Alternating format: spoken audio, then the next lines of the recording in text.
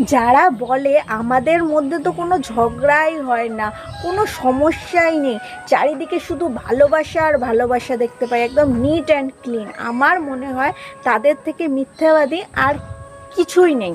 কারণ যেখানে ভালোবাসা আছে সেখানে ঝগড়া অশান্তি এই খুঁটিমুটি লেগেই থাকবে।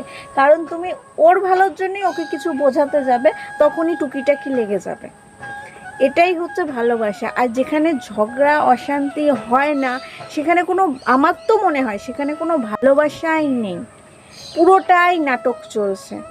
কারণ যেখানে ঝগড়া ঝামেলা আছে, ভুল বোঝাবুঝি আছে, সেখানেই ভালোবাসা আছে।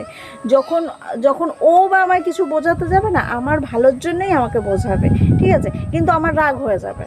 কারণ আমরা সেই সময় সেই জিনিসটা বুঝতে চাই না, ও আমার ভালো বলছে, সেটা হয়তো আমি পরে ভাবলে হয়তো আমার মনে হবে যে হ্যাঁ ও ঠিকই বলেছে, তখন গিয়ে আবার আমি ওর সঙ্গে কথা বলবো, আমাদের আবার মিলমাট হয়ে যাবে। এটাই হচ্ছে ভালোবাসা, দুজন দুজনকে উপর রাগ করব, ঝগড়া করব, অশান্তি করব, আবার সেম টাইম দুজনে আবার এক হয়ে যাব।